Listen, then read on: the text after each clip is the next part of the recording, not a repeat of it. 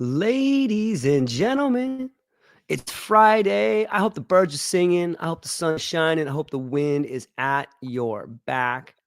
I have with me today an incredible guest, someone that I met at psilocybin San Francisco 2025. Thank you, Malika, for being such an amazing person. And Mhm. let me just go ahead and just say aloha, everyone. Today, I'm honored to introduce a truly transformative force in the world of psychedelic therapy, Rome Shadanloo. As the Thank you. founder of Mycology Psychology, Rome has dedicated her life to healing the deep wounds of CPTSD and attachment injuries, blending cutting edge science with profound compassion. With a degree in holistic psychology from Lesley University and a specialization in psychoneuroimmunology, Rome's work unveils the intricate connections between the mind and body, offering relief for chronic pain rooted in emotional trauma. She has guided over 100 individuals through the integration of psilocybin, 5-MeO-DMT, and MDMA experiences, helping them find clarity, balance, and healing. Rome's approach is as diverse as it is impactful, incorporating internal family systems, reparenting techniques, and quantum healing into her practice. As a certified death doula, she also provides solace and guidance during life's most profound transitions. Her Mhm. career spans impactful roles, including her time at Proposition 36 rehab facilities, where she supported incarcerated and formerly incarcerated individuals in moments of urgent crisis. Her ability to create space for transformation, whether through therapy, integration, or crisis support, is a testament to her deep commitment to healing at every level. Ladies and gentlemen, welcome Rome to the show. Rome, how are you? I'm amazing. Thank you so You much for are. having me. No, yeah, I came on. I want everyone to know that when we first got on the call, you were blasting Ziggy Marley, and it just like brightened my already bright day. And I'm just really happy to be here with you. And yeah, let's do this thing. Yeah. Yeah, we were kind of riffing before the conversation started. It's always Yeah. such a sign of a good podcast. We were being really thankful for microdosing, and you know what? You have you took sort of a circuitous route to healing people and in jumping onto the stage here at Psychedelic San Francisco. Like maybe you could tell a little bit about your background and how you kind of got to be where you are now. Yeah, absolutely. I just want to address the interesting thing is I did not end up getting my degree, and I will tell you how that happened. All right. I was 3 electives away from getting my degree in holistic psychology, and then COVID happened, Mm, and I was in Boston, and, I was God bless Boston, wonderful, but I said, "I am not going to hunker down here in Boston." I came back to LA, and I definitely hit the ground running when I got here because I was already working with people, and, um, and suddenly people just really wanted to dive into medicine work, and more people showed up and more people showed up and more people showed up. And so this is kind of how mycology psychology got started. And by the time I wanted to go finish those electives, I didn't have time. And I thought to myself, you know what? Um, I feel confident in my role as a helper. You know, I feel a little weird about calling myself a healer because mm, I believe that really people have to heal themselves. yeah. We help them, we facilitate, we reflect back to them, we give the connection because, as they say, you know, we get wounded in relationships, so we can also heal in relationship. And as much as it, you know, radical responsibility is important, we need connections. This is how we're wired as human beings. Um, but to your question, and I believe it was how did I get started doing all of this? Right. Um, you know, really from my own need to heal. Right. It's kind of like the origin story of so many people Right. who do this work. I wanted to be the person that I needed when I was in that space, and I saw so many irresponsible, egotistical, and or predatory Mm, um, therapists and coaches and shamans and healers on this and doctors on this quest to get healthy mentally, physically, emotionally, and spiritually. And for me, you know, there was this moment where I had decided, you know, I want to be a safe space for someone like me to go to. And that's really how it started for me. And also, you know, the truth is this, they talk about, empaths being empaths, and it's so wonderful and but so hard. And the truth is, if you're an empath, you probably had a shitty childhood and had to anticipate the adult's needs. That's where it comes from. And that was my childhood. I had to anticipate the adult's needs in order to feel safe. And it became a superpower. And now I know how to anticipate people's needs and feel their emotions. But the difference is through my own healing work, really learning how to do that in a more boundaried way where I don't self abandon in order to do it. Um, so I love working with people. I'm really grateful for that. This is my dharma. I was telling someone yesterday that for all the shit that's happened, I would never trade places with another human being because I'm very familiar with my own stuff, and I like who I've become. I like Mm. I have fought to become. I have fought for my soul. Um, and I'm really, really grateful that I get to share it with other people and contribute to light in the world, but also very comfortable with sitting with the darkness, because light doesn't need more light. It's the darkness that needs to be illuminated by the light. And playing in both worlds without spiritual bypassing and toxic positivity is extremely important to me. I think I answered Yeah, your question. absolutely. It was a beautiful answer. It was there ever a time, I know for me, there were plenty of times when like I didn't like who I was. And like that's kind of how I ended up doing a lot of work on myself, is that I would be I tell this story, people can be like, George, you tell the story all the time, but I'll tell it one more time. There was a guy at Tell it my again. work, and I used to be okay, yeah, I enjoy it because it helps remind me of becoming a better person. And so there was this guy at my work one time, and I was always really mean to him. And I just thought I was talking shit. I'd be like, say something. And one time, after maybe months had gone by, one of my friends pulled me aside and they're like, George, you are being an asshole to this guy. And I'm like, no, I'm not. Like, that's just how we're just playing, man. Like, he likes that. And my friend's like, no, no, no, no, no. You are being a dick, George. And I remember that night I went home and I had taken like a giant dose of mushrooms, and I was sat there thinking about this problem. And I was like, am I being an asshole? And then, like, the thought comes to my mind, like, yep. Okay. I'm being a dick. Okay. Got it. Why am I being a dick? And then Oh, the next thought, yeah, right. You sit with that why long enough, and then these bubbles in your mind start popping up. And the first one that rises to the surface, like, and it's like, you don't like him because he's weak. And the next one pops up, you don't like him because you're weak. Oh oh, man, I just get goosebumps thinking about it. And I I'm like, have oh my goosebumps God, too. right?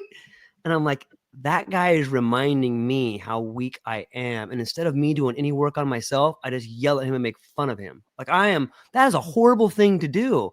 So I had to go and like apologize to him. And the guy was super cool. He was like, yeah, you are a dick, dude. And I told him all this stuff. He started laughing and he goes, yeah, whatever.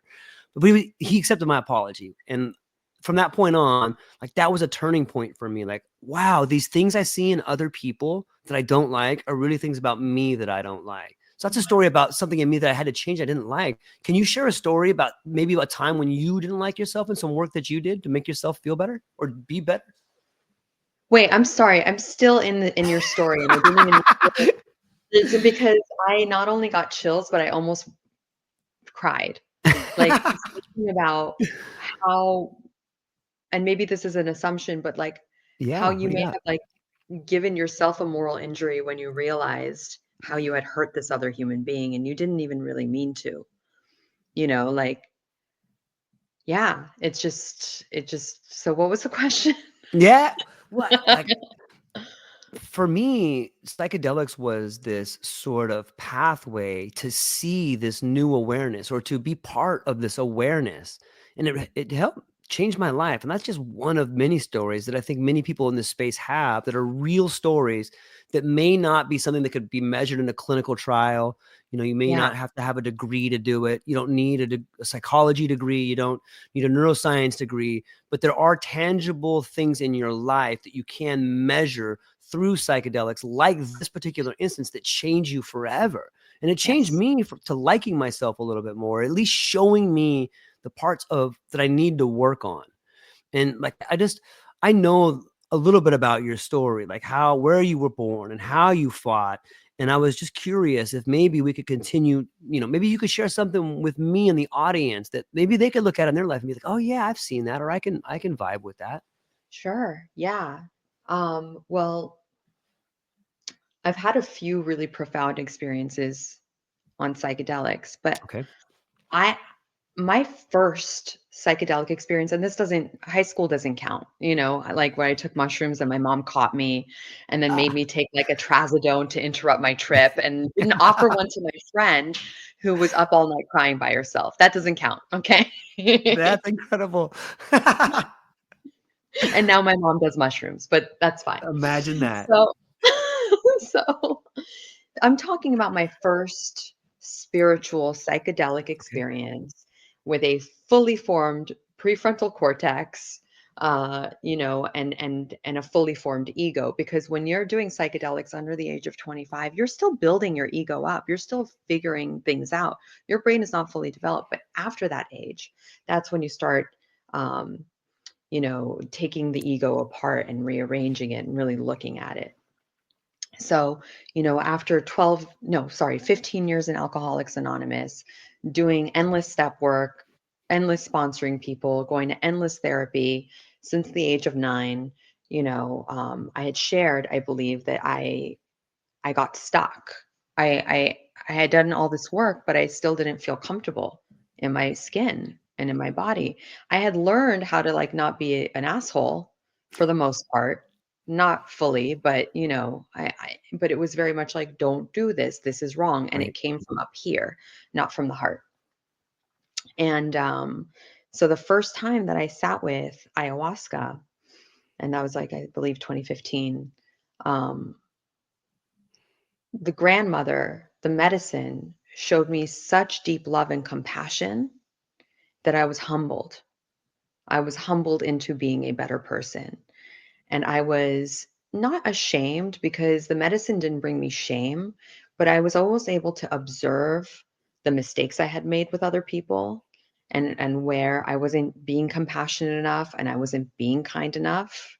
And really, for me, it showed me that I didn't have what I'd never received, right, Mm. to give to other people, but I received it in the medicine. And because I received it in the medicine, I was so grateful. George, I was so grateful. I was like, this is it. I made it. I don't think I would have made it without that experience. And what really specifically happened here is that I grew up, for whatever reason, feeling no connection to my own grandmother on my mother's Mm. side or my father's side, but specifically to my mother's side, and really no connection to my own mother either. And I always kind of thought, like, oh, maybe there's something wrong with me. Like, maybe I'm a sociopath. Like, why don't I love my grandmother? I don't understand.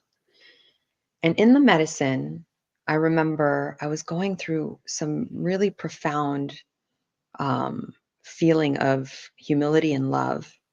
And I was crying, and my teardrops were gigantic, and they were splashing on the floor, and I could hear them splashing on the floor. And a facilitator came over, and she started patting my back really compassionately. And she's like, "You're doing amazing. You're doing amazing." And suddenly, oh, and I have chills right now. I felt like this pink, beautiful energy going through my body. I felt a feeling I'd never felt in my life. Um, I never felt that level of love and comfort and joy and peace. And suddenly I felt 8 hands on my back. And I was like, what's going on here? And it was an octopus. And this octopus was petting me, stroking my hair, holding me. And the octopus said, I am your mother, and I have enough hands to take care of you, myself, and everything else. Don't you worry. And I realized that growing up, I didn't have that from my mother, not because she didn't want to be a good mother, not because she's not an incredible human being, but because she was dealing with her own trauma and she felt overwhelmed by being a mother. And so I had a very reparative experience with this octopus. Mm. And coming out of that journey, it completely changed my relationship to my mother and my grandmother. And I realized I wasn't rejecting them. I was rejecting the trauma that they had that I was trying to somehow prevent from being passed on to me, but I was Mm. actually perpetuating by disconnecting from the compassion piece. Um, and so, yeah, our relationships changed forever. Another really quick one, and this one's kind of Yeah. funny, is like later in my journey. I think this was just a few years ago. I had done like 5 grams of mushrooms, and it got very visual, and I was like getting these downloads, and I was getting all this wisdom from the universe, and I was like, God, wow, Rome, you're so wise. I was like, you should write books, and like really like going into that ego spiritual trap, right? Right. And suddenly this jack in the box appeared in front of me, and this clown popped out and started laughing at me. And I got immediately that it was my ego going, got you. I got you. And I was like, oh, okay, you're right. Oh my God, you're right. You're right. And I'm like, it's not from me, it's through me, it's source, it's medicine, it's nature, credit where credit is due, and then I'd be like, yeah, Rome, you're so good at being humble. And then the clown popped up again. And what it really taught me is, there's really nothing more egotistical than wanting to not have any ego as a human being. And that's the trapdoor right there. So, I've had a couple of experiences on medicine for sure, and like that's two of many that have really changed me as a human being. And when you told the story about being mean to your coworker, I remembered a story when I was 19 years old. I was very mean to my coworker, Mm. and I think that's kind of how the reason I got a little emotional when you were telling that Yeah. story is Yeah. now I'm looking back on that, and she was a single mother. She was trying to feed her children, but we were in competition for commission. Mm. And yeah, and there was something about her I didn't like. And I think I didn't like the desperation she was feeling. I think it scared me. And so I think that's why I got a little emotional. And if I could even remember her name or find her, I would have loved to have made amends to her. But, even these conversations together are medicine. Our conversations can be very psychedelic when we're vulnerable and we tell the truth. So, thanks, George. Yeah. Those are awesome stories. Thanks for sharing. Yeah. It blows my mind to think about how long something can stay with you, whether it's a relationship that bothered you, an incident with your parents, or maybe your kid or a loved one on some level. It's like this unresolved situations. Sometimes they just stay with us. They're hard to let go, right? What do you do? Like if someone comes to you, Rom, like you sat with a lot of people and you've done a lot of integration work not only on yourself but other people. What are some things people get stuck on, and what is some information that you can provide to people when they find themselves when these negative repeating patterns? Yeah. Well, what I've found is that it really gets stuck in the body. Hmm. It gets lodged in the body, and there's it's very interesting. So, like, you ask, like, what is the quantum work? How do you work with chronic pain and Hmm. psychoneuroimmunology? And, what it really is I'm finding more and more and more through my work with others and myself that, we have memories stored in our fascia, and not only our memories, but our ancestors' experiences. And so I call it like lasagna of time, where there's like layers Right. of like the lasagna, and then the meat, and then the cheese, and then the lasagna, and then the meat and the cheese. And so it's like going back and like really taking apart this lasagna, and looking through it. You know, I don't know if you can ever get rid of anything. I don't believe you can. I think once something has Right. happened, it will have always happened. And it kind of gets lodged in that lasagna. And it's recorded in our bodies and in our fascia.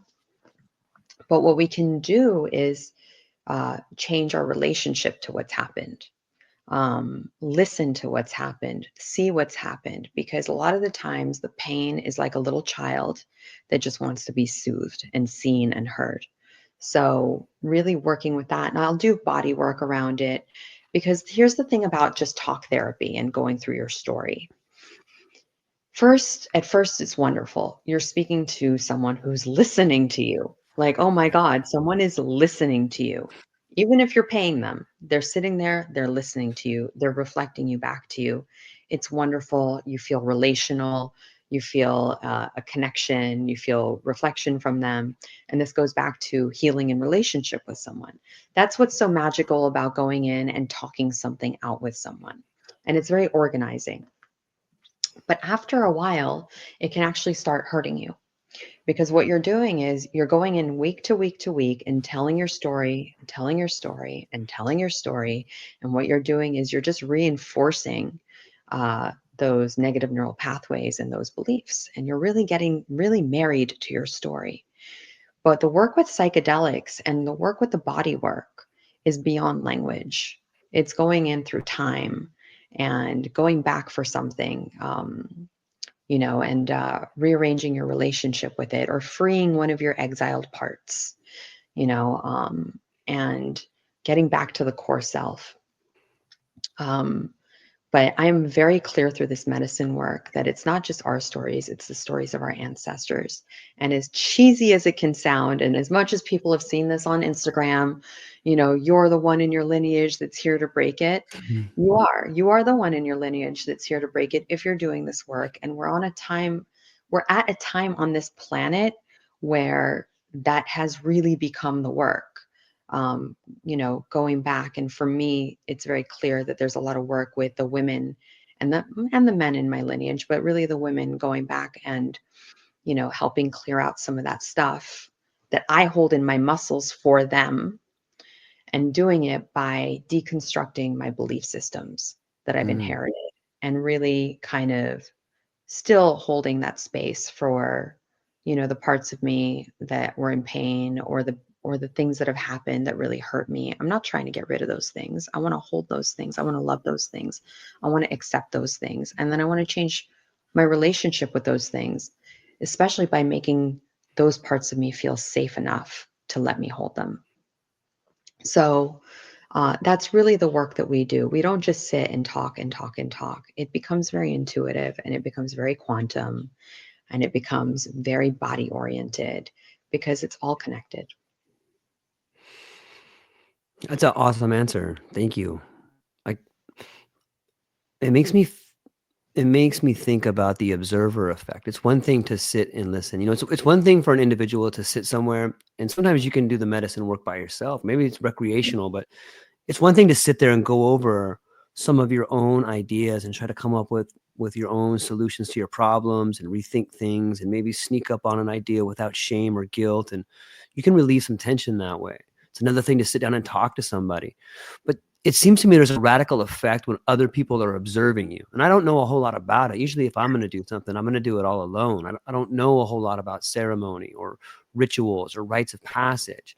Maybe you could speak to the difference between maybe tripping or working on your problems yourself, doing some medicine work on yourself versus being with one individual versus being in a group of people. What are some Yeah. similarities and differences there? I'm going to hold on to what you just said, but I Okay. just really want to quickly say I think it's like a law of physics that something changes just by being observed. And the Schrodinger's way, cat. what? Schrodinger's cat, I Like think. Schrodinger's cat. That's when they put the cyanide in the box with the cat and Yeah. like cat dead, not dead, 50-50, right?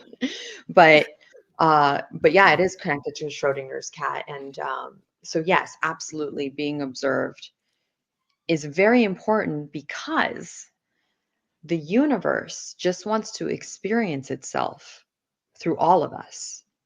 And if you're in a vacuum, this experience is not being witnessed. And so it doesn't really have a place to be heard and seen, right? So part of the universe wanting to experience itself is wanting to witness itself. Mm. So if I'm witnessing you, it's the experience of the universe witnessing another part of itself, because the universe wants to know itself through creation. So I did a summer of psychedelics by myself, and it was very Nice. interesting because I went in it to have some fun and explore and really like create, um, a relationship with the medicine. And what ended up happening a couple of times is that I called my mom crying and saying, "Please come be with me. I'm tripping and I don't want to be by myself." Awesome. And, you know, uh, yeah, I think maybe I was just not prepared for that. But it's the funny thing is like when you accidentally have this like spiritual experience when you're just trying to be recreational, because at the end of the day, the medicine decides what experience it's going to give you.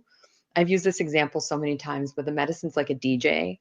You can make your requests, and it may play your song, but if it's like, no, that's not the vibe of the night, we're not doing that, it's not going to do it. It's going to play the song that's right for the room.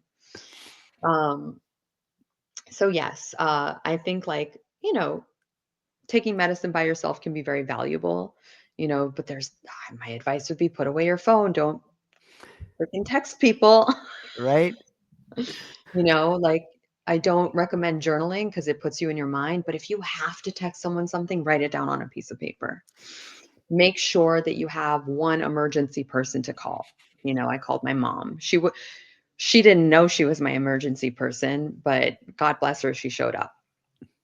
And make sure that you're not near bodies of water. Just basic stuff like that. I love one-on-one work. I love one-on-one work. I personally do not like sitting in medicine circles. Mm. The reason I don't like sitting in medicine circles is because I tend to absorb other people's stuff. And also, I have been kicked out of ayahuasca circles for being too loud. And it's not something I'm doing on purpose. But as I'm being carried out of the room, I'm like, oh man, I did it again. Like, I don't want to be that person. But the advantage of being with another human being, again, is being witnessed, because the psychedelics, and particularly MDMA, can take you into a very young state.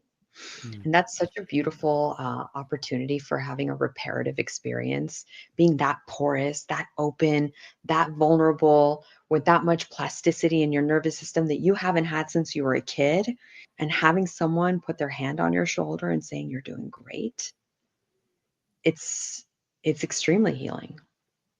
Um, and as far as the groups are concerned, maybe they're not for me, but the advantage for the groups are community, because we're really meant to be in community, and being in community in that context, being vulnerable with other people, really taking the elevator down into the nitty gritty of like being a human being, instead of being with a group of people at a party doing small talk. What do you do for a living? And, like, how was the summer and how's the weather? God, such a nightmare for Mhm. me. So I think that's part of what really attracted me to psychedelics, is like, can we just really talk about death? That we're all going to die. Can we talk about heartbreak, love, joy, how incredible nature is? Like, these are the conversations I want to have. And it's also what attracted me to being a death doula, because death is very psychedelic. It's another time where people are not interested in small talk. They are really, and I'm having chills, they're Mm. surveying their life. And they want to talk about all the most important things. And it comes down to relationship and connection and love. So those are the spaces in which I feel the most comfortable, and I'm interested in being around other people that feel comfortable in those spaces. George, I feel like you're one of those people. Thank you. Yeah. I So much of what you said resonates with me. I'm fascinated by death. I think about it a lot.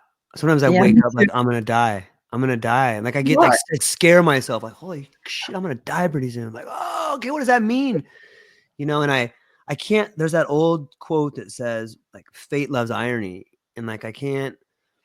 I've had like my son died. Like I've got You what? complications. Like my son died. That was a huge turning Oh, point for me when he died. Like that sort of began this sort of romance with death, and this way in which you can see it as a sacrifice, as something that's dangerously beautiful, you know. And Yes. like when you start talking about someone that you love died as being a blessing, people back away from you like, this person's out of their fucking mind. What do you mean that's a blessing? Did that person, I thought you loved them. What do you mean it's the greatest thing that ever happened Ew. to you? You know, and you're like, okay, I'm different. okay, I should be careful about this conversation. And you know, it oozes out of your pores. But I think about it all the time, and sometimes I feel like I attract it. You know, I know people in my life right now that are suffering from like almost stage 4 breast cancer, and it's like, holy shit, why am I'm here with them? Like I should be doing something way more meaningful than, you know, talking about buying a Tesla or going to Costco. Like there's so much life we can live in a moment if we're willing to be open and do it. Like, and the truth is, like, you're right, we're all going to die. Some of us sooner than others, and you never know. You never know. And the more that I talk about it, the more that I meet people who are like, hey, thanks for saying that. Like my Yeah. uncle just died, or my niece overdosed, you know. And it's like, this is the one thing that we really all have in common. And we spend so much time being distracted, so much time worrying about what we have, what we need, versus like, am I really being present with these people right now? Like how can I enjoy my time with them? What can I do that's meaningful with them? And I want that, Rome. Like, and we are kindred spirits. I Yeah, I see was that in so many literally of about to say, we are friends now. I feel, you know, uh, definitely my condolences because I know that's painful. And I think part of enlightenment is having a beautiful relationship with death. Because the more you reject Yeah. death, the more you end up rejecting life. And what you're describing that your son may have given you is deathbed perspective, where you're thinking about death every single day, but it's giving you the gift of, oh, I have a limited amount of time on this planet and with the people I love, and then moving accordingly. So our relationship to death is proportionate to our relationship to living. And I've had chills so many times during our conversation. And really understanding, and you're right, not a lot of people are ready for this conversation, especially in Western culture, you know, that first of all, we've been dead before. We were dead before we got here, and we're fine with it. We don't remember. We died when we were born, right? Being born is death. And I Yeah. often think about that light at the end of the tunnel that people see when they die. Is it the opening of the vagina? Are we about to go through it again and again and again? The thing is this, when I talk about the lasagna of time, everything that's always happened will have always happened. Once you're born and you're on this planet and you've been loved and you have loved, you will never die, even when your physical body is gone. Anytime someone tells a story about you, anytime someone cries for you, anytime someone laughs at something dumb you did when you were here, anytime someone listens to a song that reminds them of you, you don't even need to have children in order to go on and on and on, right? You live through other people's hearts and minds forever. And in some ways, I don't know what it's like to lose a child, and I know it's the hardest thing in the world, but I've lost people I love. And I just feel myself absorbing them into myself even deeper. They're even more present because, the stupid shit in life of like, oh, you did this thing that annoyed me, or you're with this other person, or this or that, it all disappears. It all dissolves into love. And I miss you. And I'm so glad that I got to meet you while you were here. And I'll have that in me forever. And I'll carry that on my head like a crown for the rest of my life.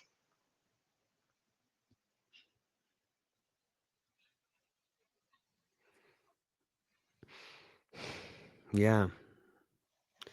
It's interesting. Like you see, it seems like so many people chase this idea of legacy, but the real legacy is in your relationships, right? Like, and you said it so well, where if you can influence someone's heart and mind in a way that makes them see the world a little bit better. Like that's how you live forever. Like that's Yeah. immortality. We chase these ideas of the elixir of immortality or youth in a bottle, but the truth is just, I don't know, creating a path for someone to think about you in times of tragedy. Like, oh, I remember that thing Rome said, and then like I'm calling you down from the heavens, even when you're gone, like you're hanging out with me. Yeah. And love is eternal. And you Yeah. just made me think of Mike Tyson when you were talking about legacy. Did you see that interview he gave? I didn't see it. No, what'd he say? So this is hilarious, and I'm going to send you this clip. Please. And to your listeners, I implore you to look up this clip. There's this little girl. He fought Jake Paul. He lost. Some people say it was rigged. Some people don't. It doesn't matter. But this little girl was interviewing Mike Tyson before the fight, and she's like 9 years old, and she's like, uh, how is this fight going to affect your legacy? And Mike Tyson looks at her. He's like, I don't give a fuck about my legacy. He's like, legacy's not real. It's just something people invented. We're all going to die. We're all dust. Nothing matters. And this 9-year-old girl is like, oh, okay. I don't know what to say. She handled it really well. He's like, the only legacy that matters is for me to my children, basically. You know, I thought it was a really interesting answer of a man who has clearly done a lot of psychedelics and is Yeah. very comfortable with the impermanence of all of this, and that there's something so much bigger than legacy. And yet, I will add in, the legacy that matters is the love you leave behind. The things you did, if they help people, that's wonderful. Yes, you're affecting people. You're creating a fractal in the world. Your presence is creating a fractal in the world. But the only true legacy is love. And I love Mike Tyson for that. Yeah. He's Yeah. his trajectory is such an amazing thing to watch, like arguably the greatest heavyweight of all times. And then he's got such great insight. Like everybody's got a plan till you get punched in the face. Like the guy, Yeah. and then you see his whole trajectory. You can see his use of psychedelics. And then all of a sudden, everything begins to change. He starts becoming like this philosopher on some level. Yes. It's interesting Mike to think about. Tyson, I who's know, like right? Mike not Tyson. on the bingo card when like the 80s. Like you thought, like everyone thought he was this dumb guy, right? Yeah. But it's very clear that the psychedelics have chosen him to be a representative. That's part of the trajectory, and the boxing was all part of it too. I always say your life before you do this type of work is part of this work, ends up being part of it. And so, like for me, I was in the entertainment business for a while, so I got very comfortable speaking on camera. Right? I didn't know back then that that was my preparation to speak about Mm, this work to people. I didn't know that back then. I know people that were in the corporate world, that have come to mycology psychology, and now they're holding the space and they're doing the thing, but they can kind of help with back end stuff too. The medicine's very creative on who they invite onto the ship, and they kind of harken back to the previous experience, like, oh, that would be a good person for this role, that would be a good person for that role. And it's called your second mountain. Your first mountain is your first life. It's kind of like accumulating the car or the home, mm. or like just having the job and getting the paycheck. And your second mountain is your life's purpose of being of service to humanity, to others, to the people, most importantly in your home and in your inner circle, because that's where it really starts. Um, and the first mountain can always help you with the second mountain. So, yeah, Mike Tyson's had two very interesting mountains. Yeah. It's a great point. Let's see. What is our friend Clint? Our friend Clint says, I've never shared this because it sounds kind of crazy. I don't enjoy funerals, but I enjoy attending them. I completely understand that. I have an uncle that loves funerals. He will show up to every funeral. Even if it was an acquaintance, he'll be there. And I don't know what this person's reasoning is. I don't have a name. I'm so sorry. Um, but the reason I believe for my uncle is that he's around people in a very open state, and there's no small talk. It's just peaceful and solemn. And that's his reason. I don't think that's abnormal at all. But I'm not a normal person, and neither is George. So you've come to the right place. Yeah, neither is Clint. Thank you, Clint, for chiming in here. Do Thank you you. see, like, we've talked a little bit about death, and you are a certified death doula. Hmm. And right now with psychedelics, we're beginning to see people do end of life therapy. Do you Yes. envision a time when maybe we sort of take back the dignity in dying and people can Oh, choose to go out? And like, what are your thoughts? Do you see this sort of happening in a new way? Like, we're going to maybe reestablish a relationship with death that's more positive and don't palatable. even get me started. Don't even get me started. First of all, we're heading towards a very big tilt in our population where it's going to be all old people. Like people are going to be dying en masse, and we don't have the infrastructure for that, right? And we definitely don't have the infrastructure for compassionate deaths even now. Um, you know, first of all, people are being kept alive too long. And, it has to do with the cultural imprint of death is bad. That's the Mhm. first layer of it. Death is bad.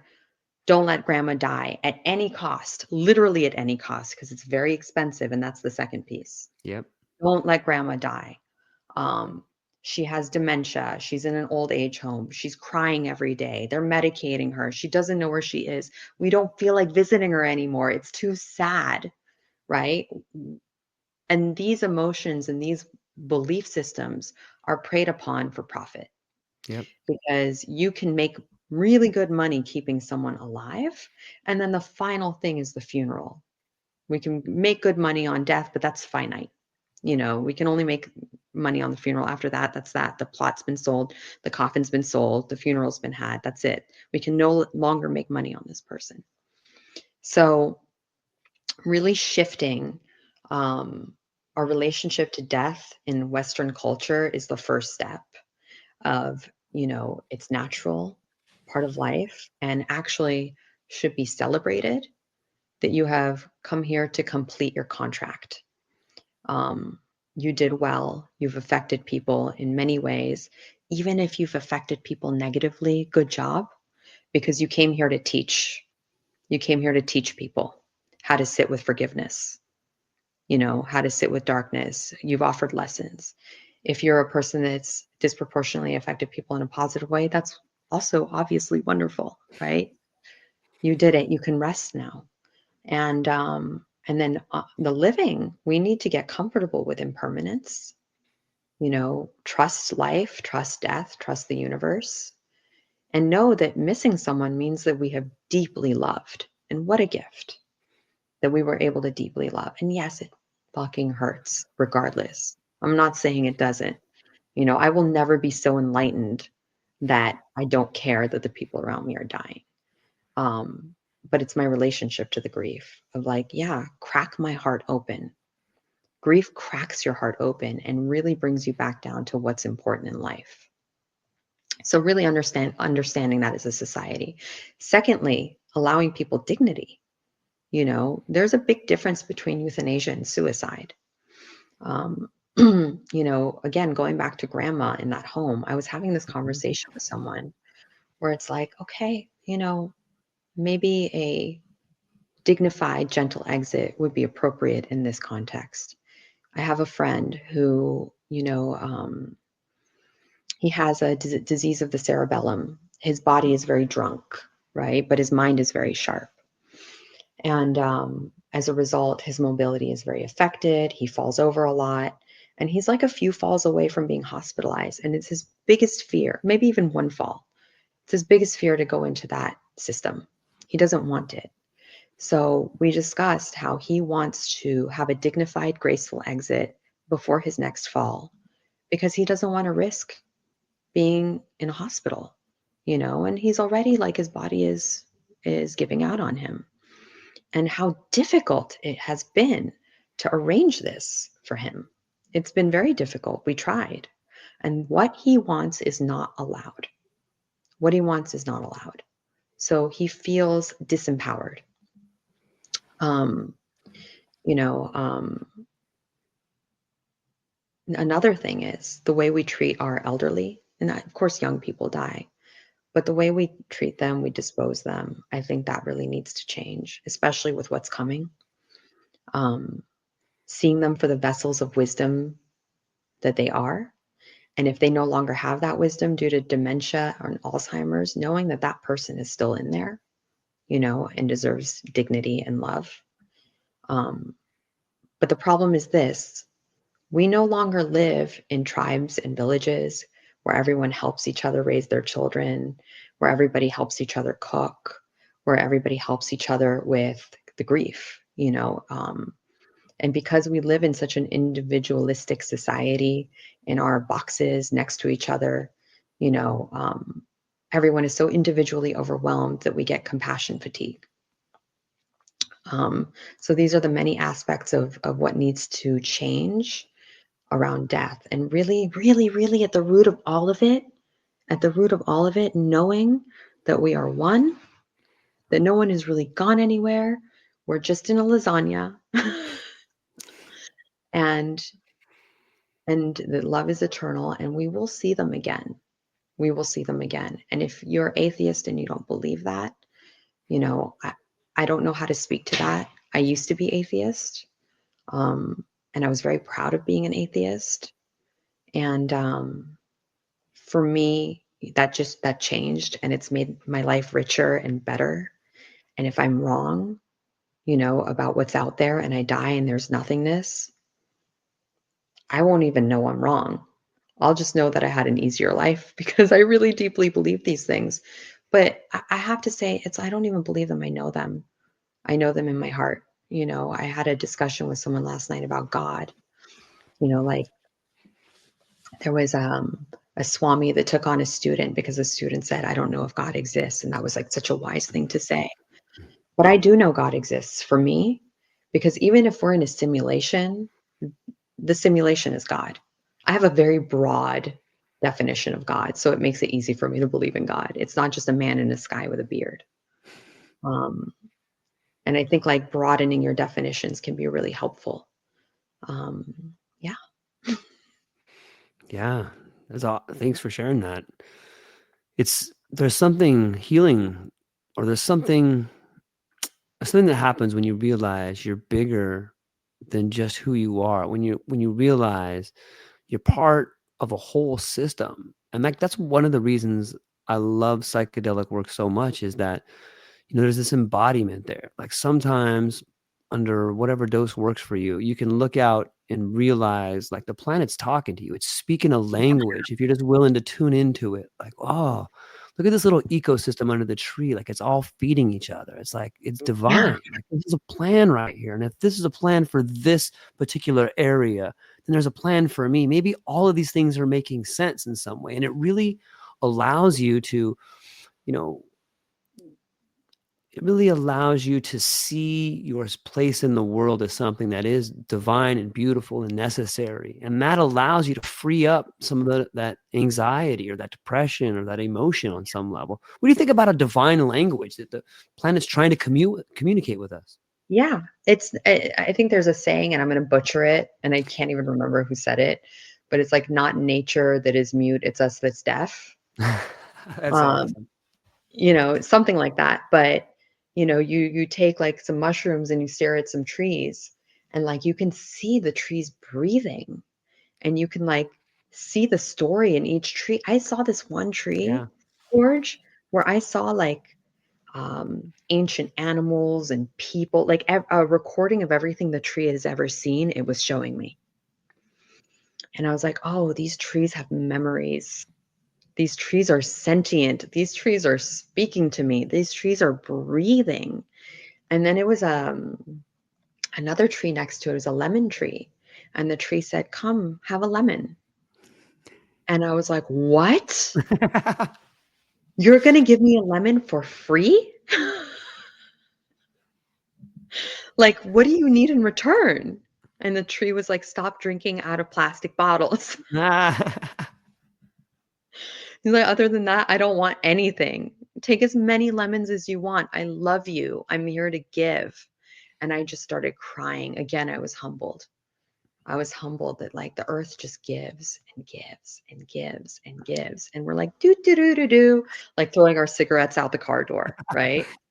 Like it's humbling, and you see how interconnected everything is, and that there's so much wisdom, and all the animals start showing up, and you start connecting these dots, and you're like, of course there's a higher intelligence happening. It is, I think one of the most egotistical things is to be like, nah, there's nothing. Look, like open your eyes and look, and you will see, and again, if I'm wrong, if all of this is wrong, who cares? Who cares? I enjoy living in the intelligence and the mystery of nature. And when a bird shows up, I know that it means something. That I enjoy living my life like that. I enjoy knowing that my ancestors have my back. I enjoy knowing that the people who have passed on are a part of me forever and that love is eternal, And for someone who came from my background, that's pretty awesome.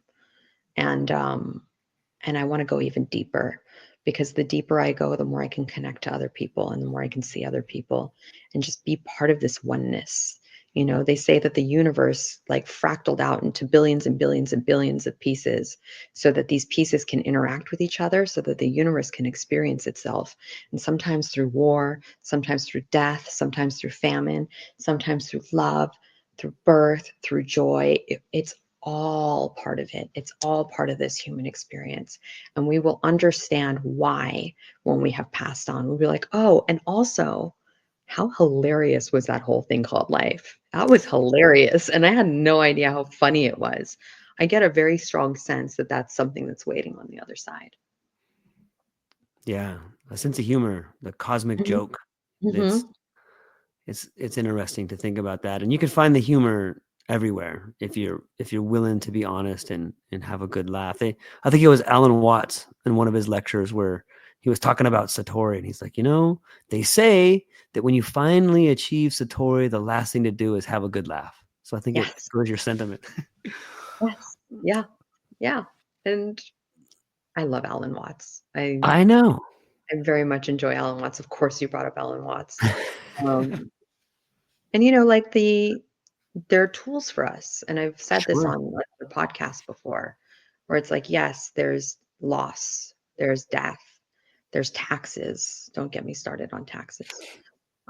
There's, heartbreak, there's disappointment, there's betrayal. There's also medicine. There's also puppies. There's also music. There's also kittens. The balance is there if we allow it to happen. There's a lot of good to help us through the tough times. And the medicine has been a very valuable ally. And the fact that these keys grow out of the ground to unlock things, like all you need to bloop, Yep. it's out of the ground. Key. It's like a video game, and you can use this key to unlock to the next level, is magical. It's magnificent. It's by design. And of course, there are people that don't want us to have access to our birthright, to our God-given right to utilize these things from nature, to connect to the universe and to our own hearts. Because again, it comes down to profit. Um, and I am very aware that I have a for-profit company, but it's very cheap in the long run when you think about the medical bills, the hospital bills that you're going to save yourself by doing your healing work. And the fact that you are preparing, all of this is to prepare for your death, because a successful death is a reflection of a successful life. It's like all's well that ends well, right? Mm.